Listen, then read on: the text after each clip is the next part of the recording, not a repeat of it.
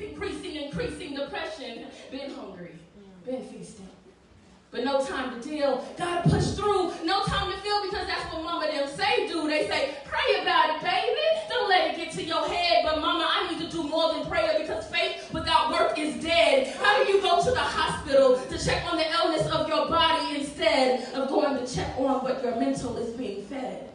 See, I smile because I am black and I am a woman. I have to smile because I am a woman and I am black. No matter what I'm fighting or stressing, I'm always having to go against this double oppression. See, I smile so that they are comfortable with this black girl's flesh.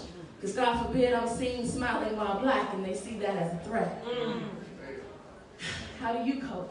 See, J. Cole said it's better to meditate than to medicate. I think that's dope. But what about the ones that are so entrapped in their minds they can't seem to find their hope? Hoping that this mental ill gets easier to battle with thoughts that are so damn harsh, but at the same time fragile.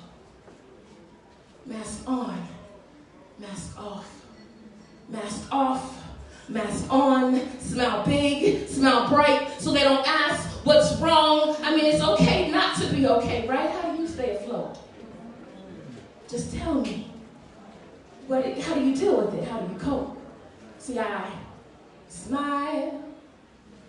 Every now and then, see, I smile. Even though I hurt, see, I smile. 'Cause I know God is working, so I smile. I smile. That's my piece. Thank you, guys.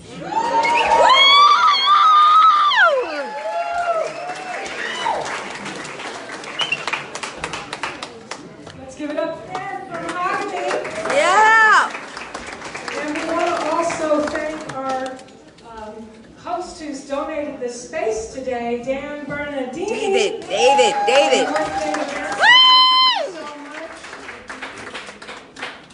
And I want to bring out our next person to address you today. Is everybody's brother, Brother Jeff, who is everywhere in the community, working hard, bringing awareness, breaking down barriers, and speaking the truth. And we are so grateful and honored to have Brother Jeff here with us today. And here he comes, Brother Jeff. Woo! So please give a warm welcome to Brother Jeff. Woo!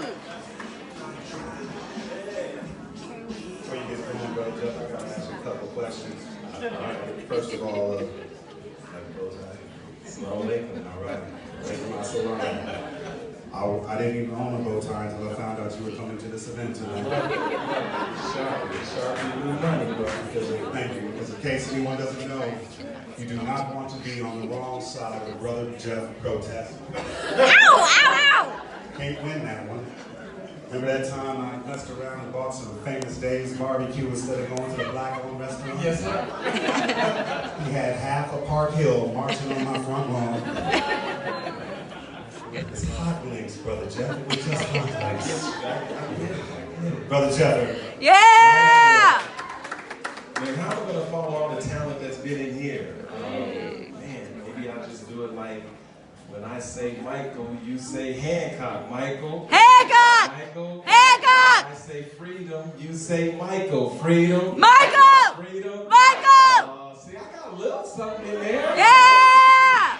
Man, this is a serious occasion, but we got to kind of loosen up. Some of you guys see me on Facebook sometime. I start that show. I say this is a show that triggers people because you've been in a free think zone. If you're not willing to be exposed to other points of view, tune out now and don't read the comments. You have been warned. Okay, quickly, Bismillah ar-Rahman ar-Rahim, Ashhadu la ilaha illallah, Ashhadu anna Muhammadan abduhu rasuluhu. Hotel. Abarigani.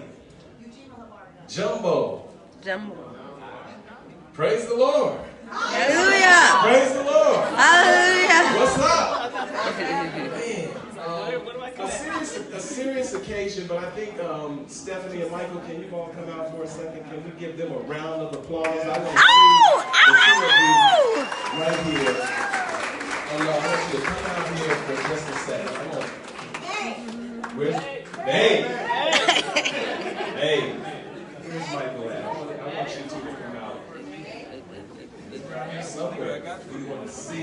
Michael, because they are going through something that no parent wants to endure.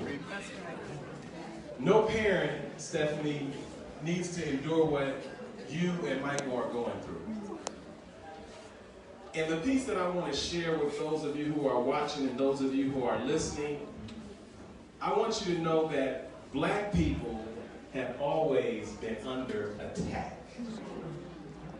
And there have been many of us who believe that something has changed, Luciferian, something has changed, something is different, and somehow we're free. But this situation shows you, once again, that anybody, anywhere, can find themselves in the belly of the beast, fighting against a system that has a history of binding us up, chewing us up, but making a profit off of our bodies.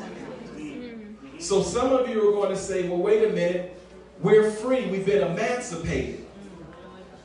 Emancipation means freedom from your hand, but not from your control.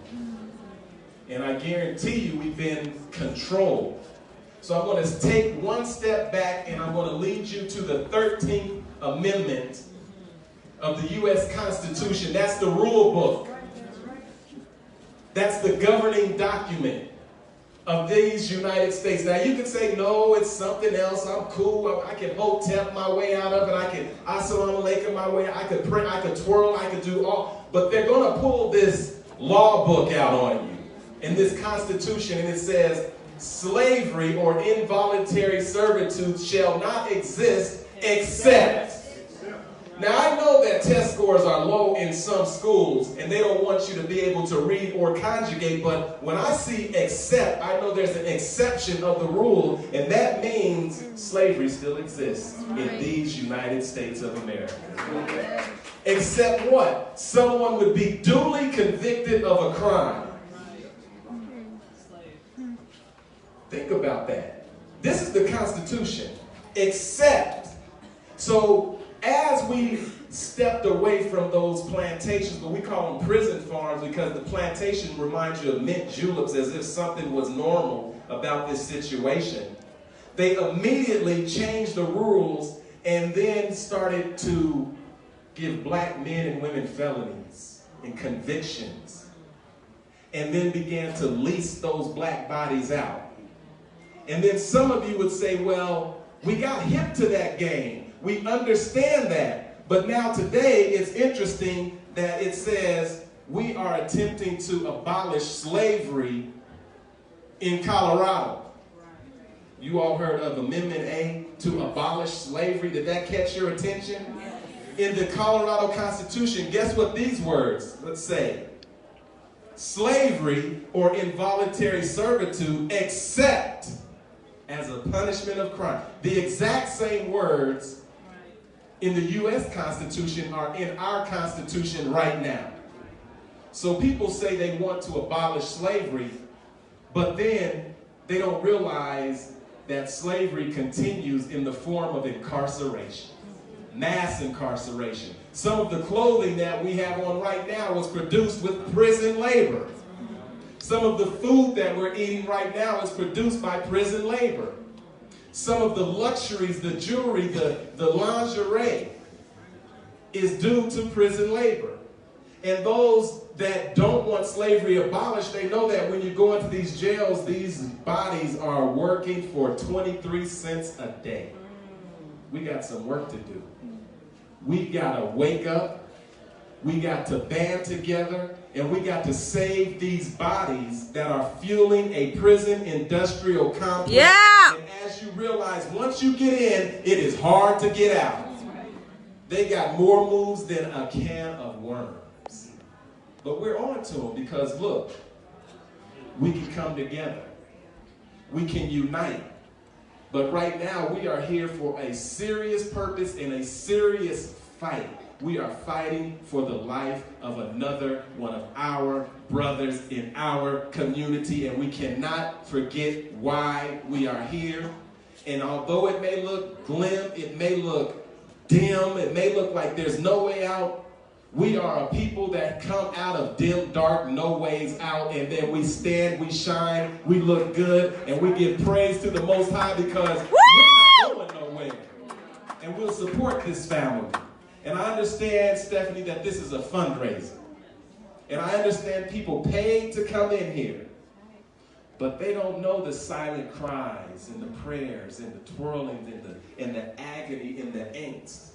And so this might make someone feel a little bit uncomfortable because Elizabeth goes to these jails and has been bailing people out who are incarcerated with $100 bonds.